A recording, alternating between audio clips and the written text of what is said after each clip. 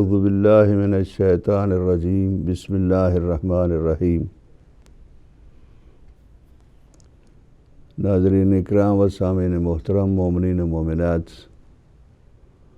میں آپ کی خدمت میں وقفے سے پہلے عرض کر رہا تھا سورہ الحجرات جو سورہ نمبر 49 ہے اور پارہ نمبر 26 میں ہے۔ اس سورے کی 6ٹھی آیت آپ کی خدمت میں نے عرض کی، اور اس آیت میں اللہ سبحانہ و تعالیٰ نے منع کیا ہے کسی ناقابل اعتماد فاسق شخص کی خبر پر اعتبار کرنے کی اور اس کو لے کر آگے چلنے کی، کہ اس خبر کو لے کر آگے مت چلاؤ، وہیں سٹاپ کر دو، بند کر دو، ڈیلیٹ کر دو اس میسج کو، اس خبر کو کہ جو کسی فاسق کی طرف سے، کسی ناقابل اعتماد شخص کی طرف سے آیا ہے، وہیں پر سٹاپ کر دو۔ اور اگر ایسا نہیں کرو گے تو تمہیں بعد میں پچھتانا پڑے گا۔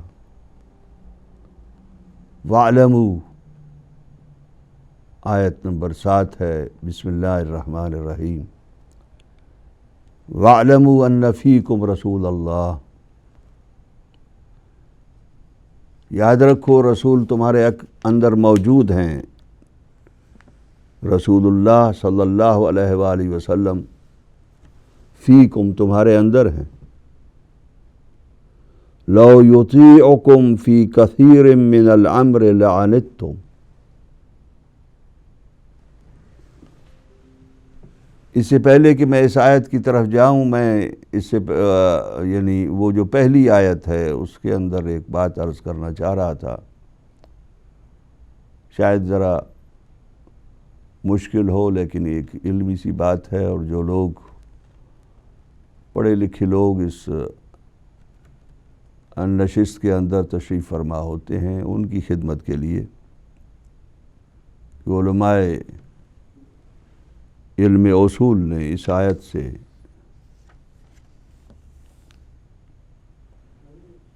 کہ فاسق کی خبر کو نہ لو استنباط کیا ہے، اور وہ طریقہ ہے وہ اصولی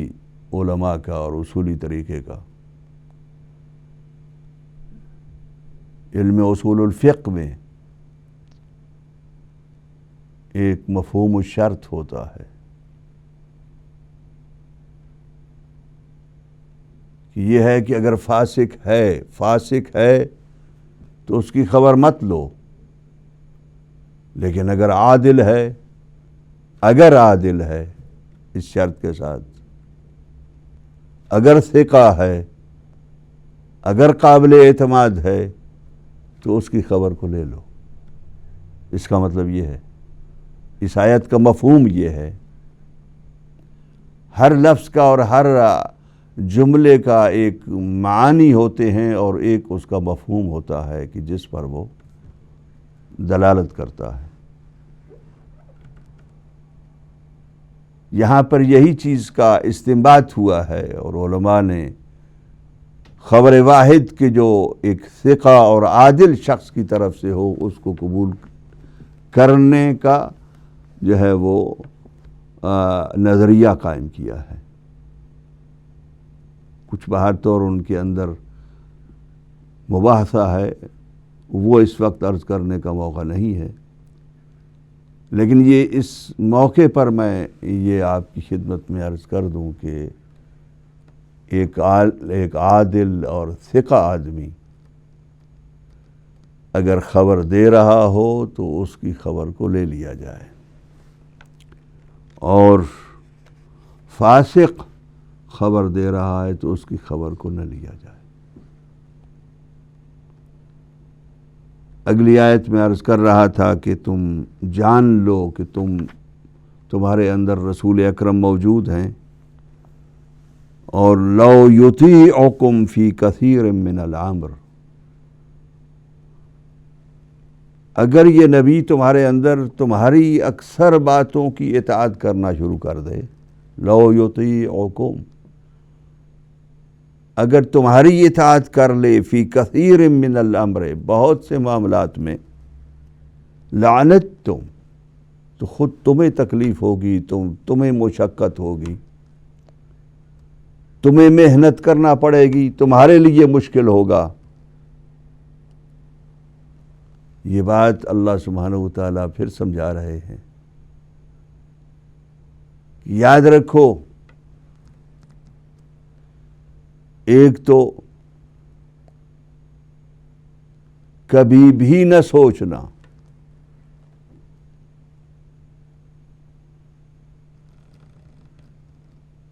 کہ قرآن و حدیث سے ہٹ کر ہم کوئی شرعی حکم اخذ کریں۔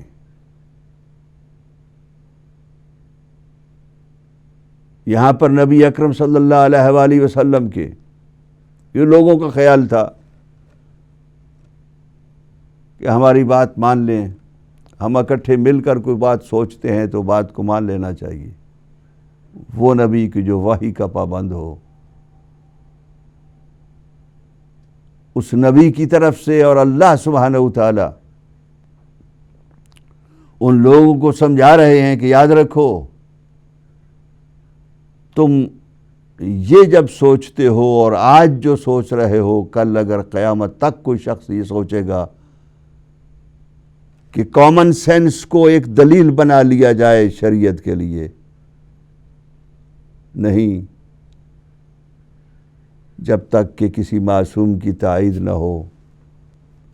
کامن سینس کسی وقت بھی دلیل نہیں بن سکتی۔ اگر کسی کے ذہن میں ہو، یعنی نبی اکرم کو روک دیا گیا ہے کہ وہ عام لوگوں کی جو رائے ہے، ان کے جو نظریات ہیں، ان کے جو آراء ہیں، اس کے مطابق عمل نہیں کر سکتے، اس لیے کہ وہ عام لوگوں کے لیے، خود ان کے لیے مشکل ہوگا۔ تو نبی کی شریعت کو دنیا کے اندر نبی کی طرف سے پہنچانے والے اور ان کے خلفاء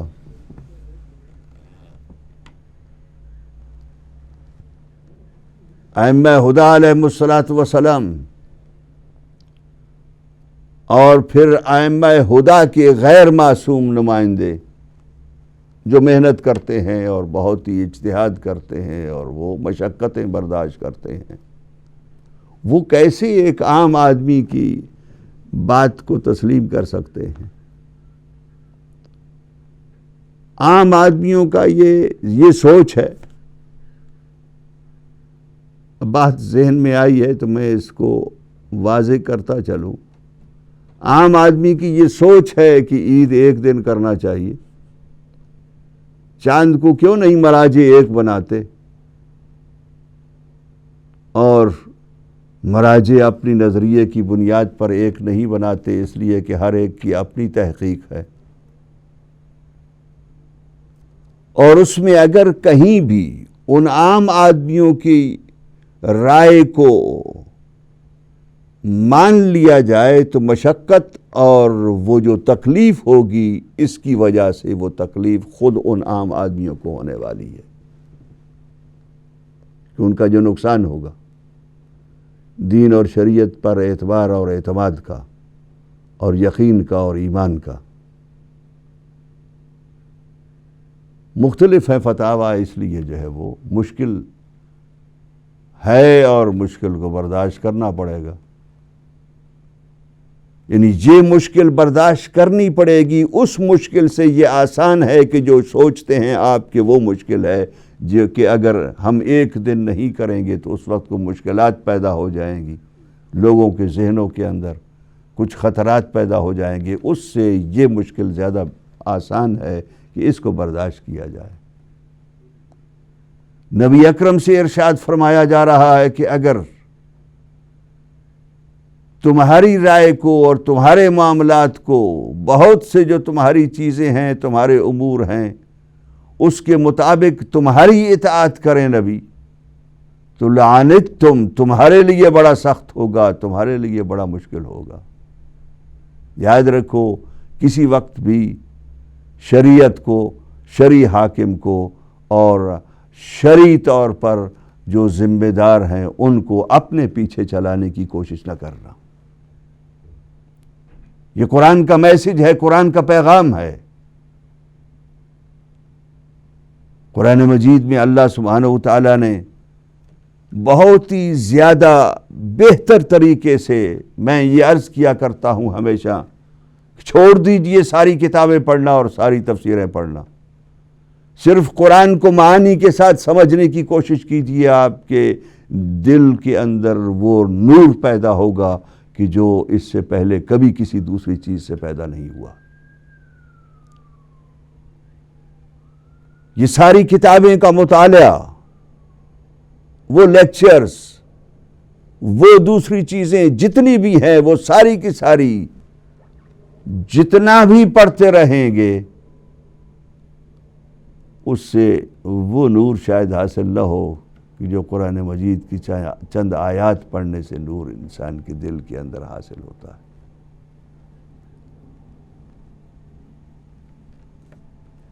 لو یطیعکم فی کثیر من الامر لعنتم، اگر تمہارے امور میں سے اکثر کی رسول تمہاری اطاعت کریں تو لعنتم، یہ تمہارے لیے مشکل ہوگا۔ لیکن اللہ سبحانہ وتعالیٰ اس کے بعد ارشاد فرماتے ہیں کہ لیکن اللہ، لیکن یاد رکھو کہ اللہ سبحانہ وتعالیٰ نے حبب الیکم الایمان، ایمان کو تمہارا محبوب بنا دیا ہے۔ حبب الیکم الایمان، کہ تمہاری طرف محبوب کر دیا ہے، تمہارا جو ہے وہ تمہاری چاہت بن گئی ہے ایمان، یہ اللہ نے کیا ہے۔ سبحان اللہ۔ اللہ سبحانہ وتعالیٰ کی اپروچ کیسی ہے، میں اسی لیے میں نے یہ عرض پہلے جو آپ کی خدمت میں عرض کیا وہ اسی وجہ سے کیا کہ اللہ سبحانہ وتعالیٰ ایک طرف رسول اکرم بھیج رہے ہیں ہدایت کے لیے اور ان کی بات کو یہ مسلمہ کرانے کے لیے کہ یاد رکھو تم کبھی یہ نہ سوچنا کسی زمانے کے اندر کہ ہم بہت زیادہ سائنسدان ہو چکے ہیں، ہم بہت زیادہ جو ہے وہ محققین بن چکے ہیں، تحقیق کر چکے ہیں اور ہمارے اندر اب تحقیقات کا بہت زیادہ لمبا ایک سلسلہ ہے، لیکن یاد رکھو جب تک قرآن سے آشنا نہیں ہوگے تم انٹلیکچول نہیں بن سکتے، اور قرآن مجید سے آشنا انٹلیکچول جو ہے وہی صحیح معنوں میں انٹلیکچول ہوتا ہے، اور قرآن مجید سے جب صحیح معنوں میں تم نور حاصل کرو گے تو اس کے بعد پھر تمہارے اندر یہ شوق پیدا نہیں ہوگا کہ ہماری بات بھی جو ہے وہ مجتہدین سن لیں، ہماری بات بھی علماء سن لیں، ہماری بات بھی معصومین کیوں نہیں مانتے سن لیں، ہماری بات بھی نبی اکرم صلی اللہ علیہ وآلہ وسلم کیوں نہیں سنتے اور اس کے مطابق کیوں نہیں کرتے۔ لیکن اللہ اور اس کے ساتھ ساتھ ہم آہنگ کر دیا ہے ایمان کو اس میسج کے ساتھ کہ تمہارے اوپر یہ لطف ہے اللہ سبحانہ وتعالیٰ کا، یہ کرم ہے اللہ سبحانہ وتعالیٰ کا، اس لطف اور کرم کو سنبھال کے رکھو۔ ولیکن اللہ، لیکن اللہ سبحانہ وتعالیٰ نے حبب الیکم الایمان، ایمان کو تمہارے لیے تمہاری طرف تمہارا محبوب قرار دیا ہے، وزینہ فی قلوبکم، اور اس کو زینت دے دی ہے، ایمان کو زینت دے دی ہے تمہارے قلوب کے اندر۔ سبحان اللہ، ایمان کو زینت دے دی ہے تمہارے قلوب کے اندر۔ قربان جاؤں سبحانہ وتعالیٰ کے الفاظ پر کہ جب ایمان میرے دل کے اندر ان مومنین کے دلوں کے اندر کہ جو ماشاءاللہ میں جانتا ہوں کتنے ہی مقدس لوگ ہیں کہ جو بیٹھے ہوتے ہیں اس پروگرام کے اندر، ان لوگوں کے میرے سامنے چہرے ہوتے ہیں، اور ایسی جب باتیں آتی ہیں تو میرے سامنے وہ لوگ ہوتے ہیں کہ جن کے دلوں کے اندر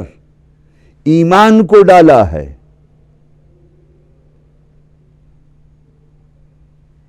اور قرآن کے الفاظ ہیں، میرے لفظ نہیں ہیں۔ تھوڑا سا غور کیجئے، میں آپ کو ان لفظوں کے اندر لے کر جانا چاہتا ہوں کہ زینہ، ضمیر ایمان کے لیے ہے، کہ اس ایمان کو مزین کیا ہے تمہارے دلوں میں۔ تمہارے دلوں کو مزین نہیں کیا ایمان کے ساتھ، بلکہ ایمان کو مزین کیا ہے تمہارے دلوں کے ساتھ، کہ تمہارے دلوں کے اندر ڈالا ہے۔ سبحان اللہ۔ اللہ سبحانہ وتعالیٰ کی اس کرم اور اس لطف پر ہماری لاکھوں جانیں قربان ہوں۔ اگر کوئی مومن ہے اور صحیح معنوں میں مخلص مومن ہے تو اللہ سبحانہ وتعالیٰ ارشاد فرماتے ہیں کہ یاد رکھو،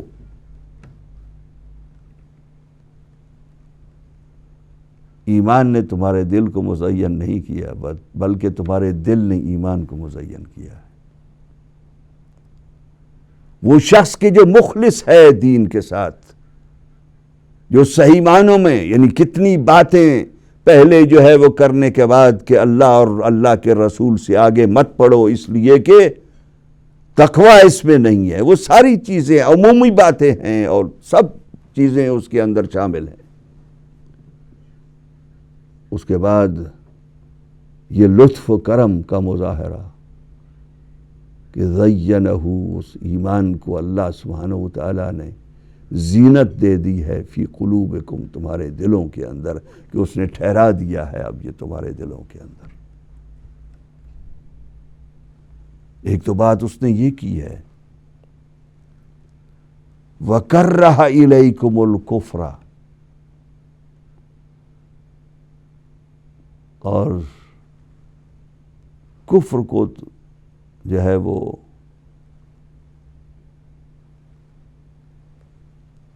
یعنی تمہاری طرف مکروہ قرار دیا ہے، کفر سے تمہاری نفرت ہے، والفسوق، اور فسق و فجور سے تمہاری نفرت ہے، والعصیان، اور چھوٹے بڑے گناہ سے تمہاری نفرت ہے۔ نہ معلوم وہ کتنے مخلص اور کتنے اعلیٰ پائے کے مومن اور ایماندار لوگ ہوں گے جن کے ساتھ بات کی جا رہی ہے۔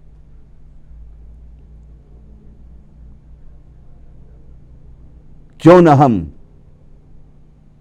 قرآن کی انہی آیتوں کو اپنے یعنی بہت اوپر لے جا کر ہم اپنے آپ کو اگر ہمیشہ نکال لے جائیں اور سوچیں کہ یہ ان کے لیے ہے، جی ہمارے لیے نہیں ہے۔ نہیں، قرآن ایک عام بھی ہے اور ایک خاص بھی ہے، قرآن کا باطن بھی ہے اور ظاہر بھی ہے۔ یہاں پر ایک عام جو متقی اور مومن ہے اور مخلص ہے، خصوصی بندے جو ہیں جن کو اللہ نے چن لیا ہے، ان کی بات اور ہے۔ تو ایمان تمہارا محبوب بنا دیا ہے اللہ نے۔ کتنی پیاری بات ہے کہ میں ہمیشہ ایمان کو چاہتا ہوں، میں ہمیشہ ایمان سے محبت کرتا ہوں، میں ہمیشہ ایمان کی بات سے پیار کرتا ہوں، ہمیشہ مجھے ایمان کی بات سے عشق ہے۔ رسول اکرم صلی اللہ علیہ وآلہ وسلم کی ہدایت کی روشنی میں ایک یہ بات کتنی اچھی ہو اگر مجھ میں ہو، اور قرآن کا پڑھنے والا ہر شخص یہ سوچے کہ ہیں اللہ نے ایمان کو میرا محبوب بنایا ہے اور میں اس محبوب کو چھوڑ دوں۔ میں اس ایمان کو چھوڑ دوں، میں اس ایمان کو کمزور کر دوں، میں اس ایمان کے ٹکڑے ٹکڑے کر دوں، میں اس ایمان کے اندر چھید ڈال دوں۔ وَزَيَّنَهُ فِي قُلُوبِكُمْ، اور اس نے اس ایمان کو زینت دے دی ہے تمہارے قلوب کے اندر۔ کفر کو تمہارے سے دور کر دیا ہے، فسوق کو بھی۔ مفسرین نے فسوق کو بڑے گناہ کہا ہے، یہاں پر عصیان کو چھوٹے گناہ کہا ہے۔ بڑے اور چھوٹے گناہوں سے نفرت دلا دی ہے۔ یہ اولئک، یہی وہ لوگ ہیں جن کو اللہ سبحانہ وتعالیٰ نے، جن پر یہ لطف فرمایا ہے، ہم الراشدون، وہ راشدون ہیں۔ میرے ذہن میں وہ دوسری چیزیں آ رہی ہیں، روایات میں بھی کہیں ہوگا، میں زیادہ دیکھ کر نہیں آیا ہوں، لیکن جتنی میرے سامنے آئی ہیں چیزیں، اس کے مطابق اولئک ہم الراشدون، وہی لوگ ہیں کہ جو راشد ہیں۔ یاد رکھیے، ایمان جن کا محبوب ہے، جن کے دلوں کے اندر ایمان کو اللہ سبحانہ وتعالیٰ نے راسخ کر دیا ہے، ایسا کہ اب دلوں کے اندر وہ روشنی جو ہے وہ ایمان کی جو ہے، اور ایمان کے اندر جو چمک ہے، ایمان کے اندر جو پختگی ہے، ایمان کے اندر جو استقامت ہے، وہ اس دل کی وجہ سے ہے کہ جس دل کے اندر اس ایمان کو اللہ سبحانہ وتعالیٰ نے مزین کیا ہے۔ سبحان اللہ۔ اے ہمارے کریم رب، کتنے مہربان ہیں آپ، اور انہی لوگوں کو آپ راشد کہتے ہیں۔ ڈھونڈیے ان راشدون کو، اپنے اندر نہ ملیں تو ان لوگوں میں ڈھونڈیے کہ جو ہیں حقیقی معنوں میں راشد، اور ان راشدون سے دور رہیے کہ جو خالی نام کے تو راشد ہیں لیکن حقیقی معنوں میں رشد ان کے نزدیک بھی نہیں۔ اولئک ہم الراشدون، ایمان جن کا محبوب ہے اور ایمان کو جن کے دلوں نے مزین کر دیا ہے، کفر سے دور رہے ہیں، اور فسق و فجور کسی وقت بھی ان کے نزدیک نہیں بھٹکا ہے، چھوٹے بڑے گناہوں سے بھی وہ کنارہ رہے ہیں، ان سے بھی انہیں نفرت ہے، اس لیے کہ جب ایمان دل کے اندر آ جاتا ہے تو اس دل میں ایمان نہیں ہوتا کہ جس کو فسق و فجور سے محبت ہو جائے، جس کو گناہ سے محبت ہو جائے، جس کو عصیان کے ساتھ محبت ہو جائے، جی جسے ایمان سے محبت ہے، اسے کبھی بھی کسی وقت بھی یہ نہیں کہا جا سکتا کہ یہ شخص کفر سے محبت کرتا ہے، یہ شخص فسق و فجور سے محبت کرتا ہے، یہ شخص گناہوں سے محبت کرتا ہے۔ نہیں، وہاں ان چیزوں کی محبت نہیں آ سکتی، اس لیے کہ یہ ضد ہیں، یہ تینوں ضد ہیں ایمان کی۔